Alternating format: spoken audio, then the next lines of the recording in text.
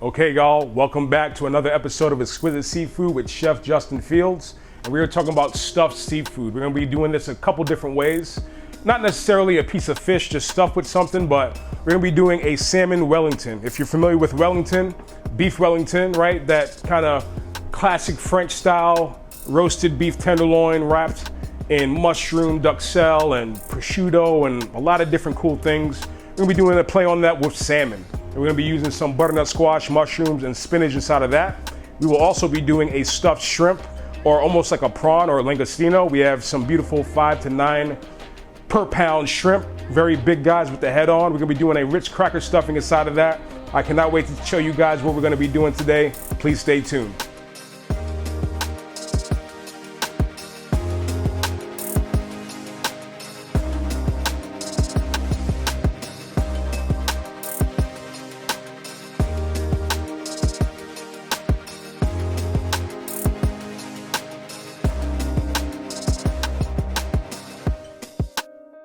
All right, so we talked about doing stuffed seafood, and we're gonna start with our Wellington. So we're doing a salmon Wellington.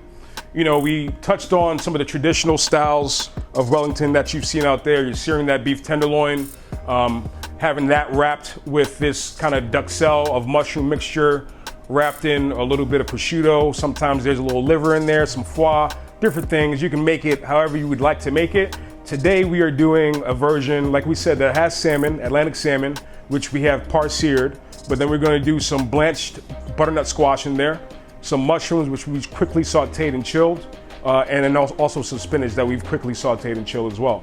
So let's quickly talk about our salmon here. So, beautiful piece of salmon. We have just salt, pepper, and seared this in the pan, so you get just a nice browning on the outside. You don't wanna cook this all the way through, because once we wrap everything and then add it to that puff pastry, and throw it in the oven, you want it to still be nice and tender and not overcooked. So we did just sear this to a rare, but you want that caramelization along the outside and that beautiful pink color towards the inside, right? So we have 2 pieces here. I'm probably gonna go with our larger or fatter piece right there, just so we have a nice looking final product. But that being said, let's build this from the top down, or kind of upside down, right? So I'm gonna be building this as you will see when you cut this over, you'll see the ingredients that I put down first be at the top of the actual deal. And the reason I'm doing that is because if I do this like this and do it upside down and then wrap my prosciutto, I have a lot more handleability on making this kind of stay the way it needs to go. I'm gonna transfer this to puff pastry, so I want it to be nice and firm and ready to go, so when I transfer, all the ingredients aren't falling out, we're not having a hard time with it. So that being said, let's get down to business. So I have my prosciutto here, which I have lightly shingled, right? So 1 slice and 1 slice kind of overlapping that, about 4 slices worth, just because I know that that is approximately the size of my salmon, all right? I want a little bit of fold over action as well. So that being said, mushrooms that we have sauteed, this is a combination of shiitake and oyster mushroom, right? That we have sauteed, that will go down first, right down the middle. Right, we lightly season that with a little bit of salt and pepper, nothing too crazy, right? We're building flavors, and it's all about each individual component inside this Wellington kind of shining. So we don't want a whole lot of extra seasoning on that. The next step we are going to do is add some of this spinach. All right, so this spinach that we have quickly sauteed, we didn't add any liquid to it whatsoever, but after it was chilled, we squeezed out all the residual liquid. So it's not dripping. You're not gonna have a lot of excess liquid inside your pastry once you go to cook this off. So we'll do a nice little layer of spinach right there, okay? Make sure you're going nice and even. You know, what I'm looking for this to be is some nice even layers. When you go to cut this open, you should see that beautiful stuff kind of sticking out there. So I have this butternut squash, which is a little wide. So what I'm gonna do is I'm just gonna trim that up just slightly, right? So take about 1/4 to a 1/2 inch of that off, and I'm putting that right on the top as such. So you can go a little bit bigger. If you wanted to use sweet potato, you could do something like that as well, but we're going with this right here. So out of these 2 pieces, I'm gonna go ahead and use this piece because it's the most consistently sized. It's almost like a little candy bar. This one right here tapers off a little slightly towards this edge, this belly side. So although it is thicker, this will overcook a lot quicker than this piece right here will, which will cook pretty even. So again, like we said, the bottom will be the top. So I'm gonna put this right over as such and just kind of let it sit there, okay? At this point, I am looking to wrap over my prosciutto, okay? So just very gently taking that prosciutto and going over our edges, right? Closing on both sides and then literally just folding it over just like that, okay? So we have this beautiful little package of salmon, prosciutto, butternut squash, all those beautiful ingredients all together in one. I'm not handling it too much, right? There's a lot of things that you can do. I'm gonna take this and move it around. The more you do that, the more it will unravel and just not be the best final product that you could possibly get. That being said, I do have some puff pastry over here. So store-bought, just some puff pastry. You know, you can buy this in the store. Very important that you keep it cold because as you go to work with it, as it starts to warm up, it becomes stickier and stickier, and you really don't want that. It just becomes a hindrance to work with there. I have this beautiful side, actually, bottom will be the top. So we're gonna do this right here, and then I'm going to flip this over and put it right towards my center, okay? Now that I'm here, I can kind of look at this, you can stretch this out and say, hey, how much room do I have to kind of flip over here and make this one complete package? I think that is almost the perfect amount of leeway or room to make this look good. So we're gonna go ahead and flip this side over. And when I do that, I'm gonna quickly just trim, because I know that I'm to the size that I need, right? Just make sure I have a little bit of excess to kind of pull towards that.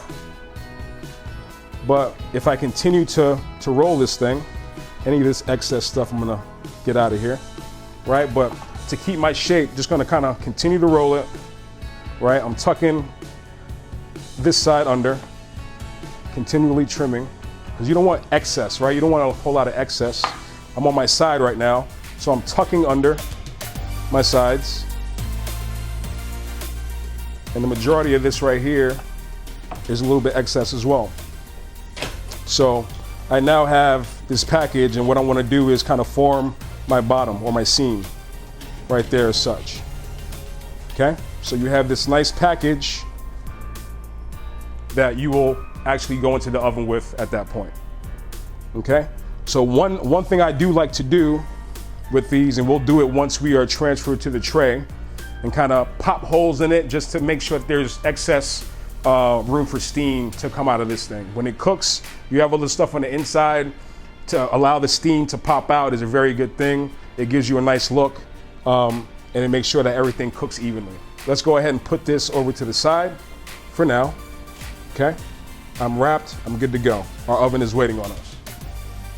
So secondly, we will be doing some stuffed shrimp, okay? So stuffed shrimp, there's a lot of different ways to do it.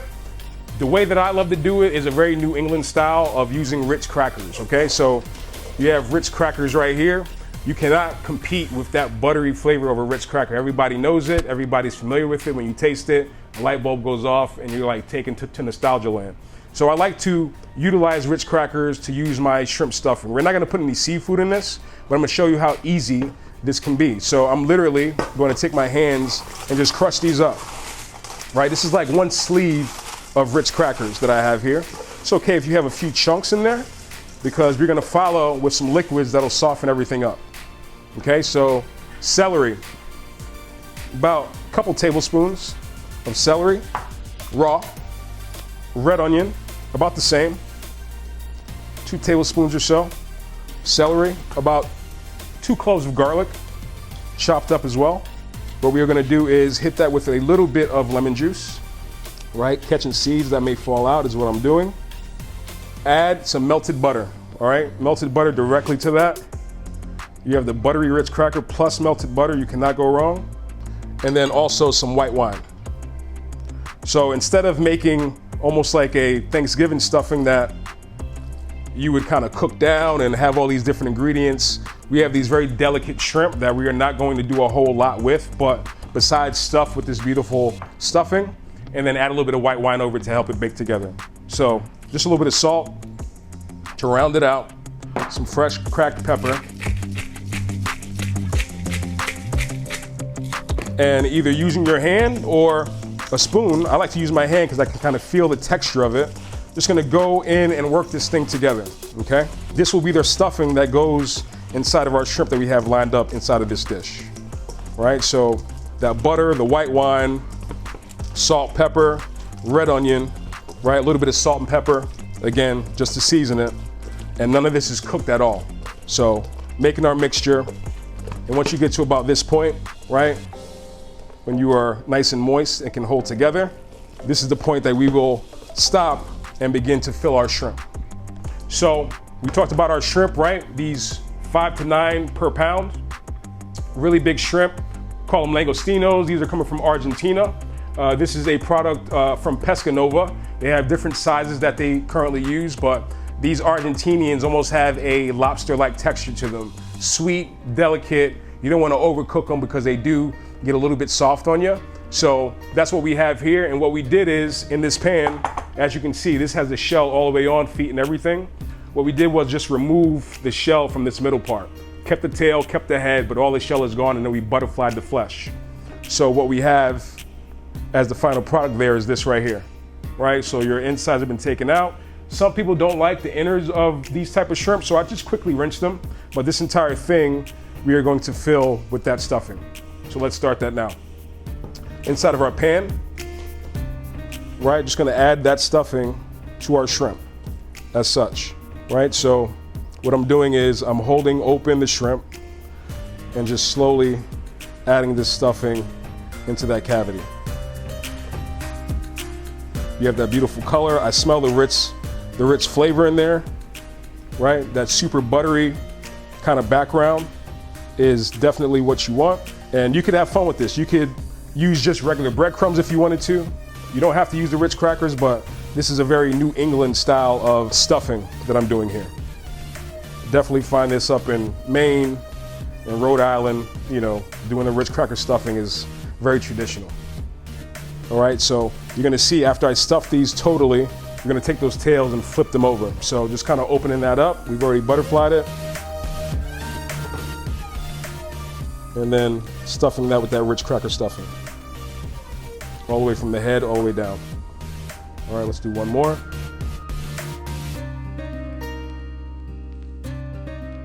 So the reason that I did the shrimp in this pan is so they had some structure to kind of sit up, right?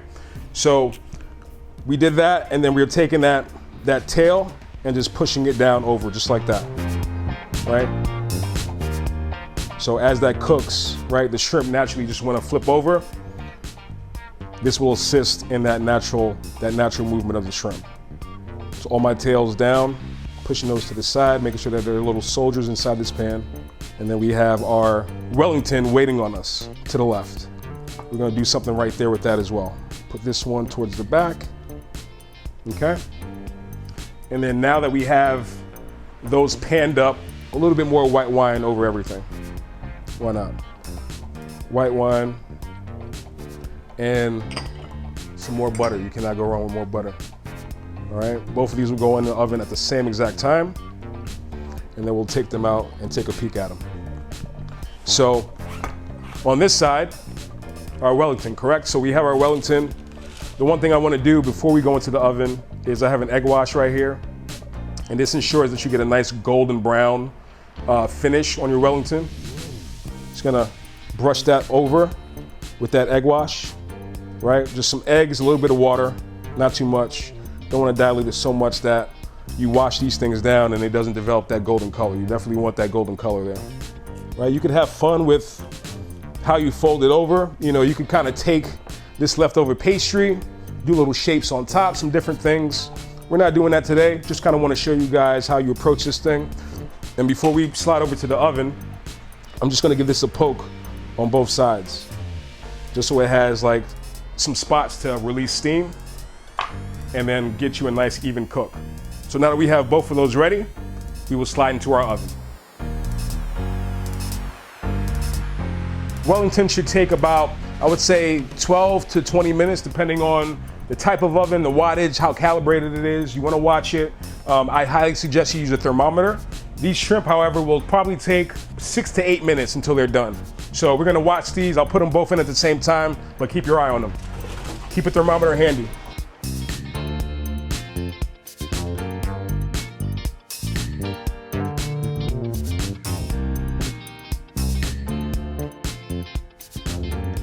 Okay, so we have just pulled out our Wellington.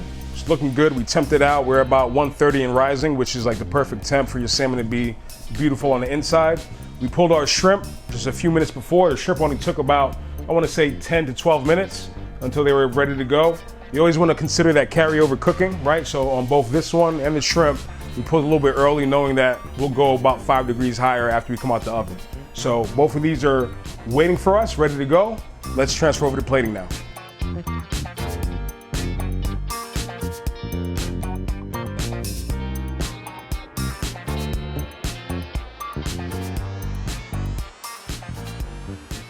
All right, so we have both of our dishes about to be plated, right? We have our Wellington here that is resting. Very important to just kind of rest this thing for a second. And then we also have our shrimp, which have been pulled out of the oven and are ready to go. They are beautiful, like little soldiers in that dish. So first things first, let's pop this open and see how we turned out. So our Wellington, it tilted a little bit, right? We're a little bit at an angle, but again, this is like something that you kind of serve, right? Pass it around, let everybody get a little piece of it. So we're gonna cut into the middle of this and just see where we landed, all right? So wish me luck, guys.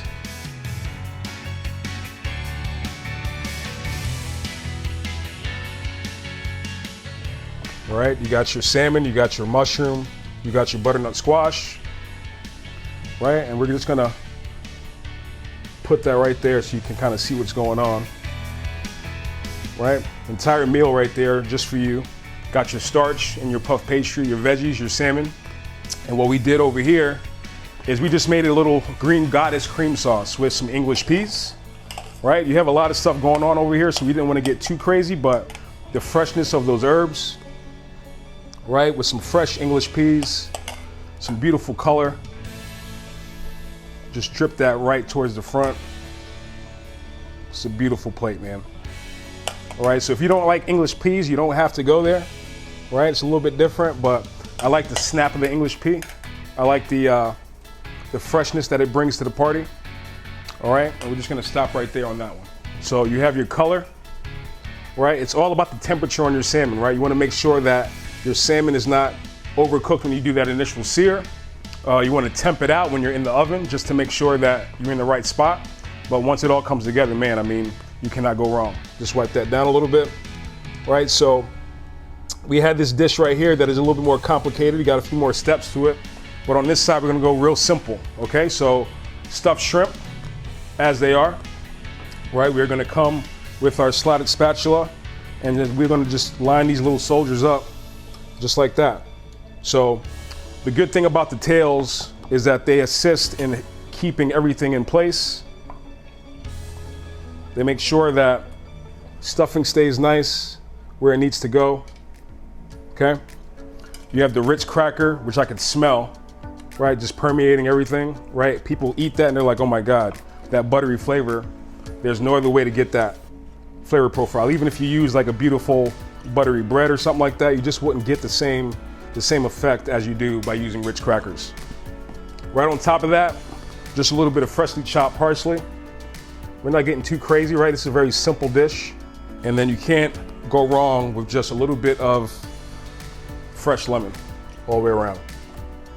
So just some mini wedges to go with that shrimp, squeeze one on top, and then dive right in, guys. All right, so there you have your salmon Wellington, and then your beautiful U5 to U9 stuffed shrimp head on.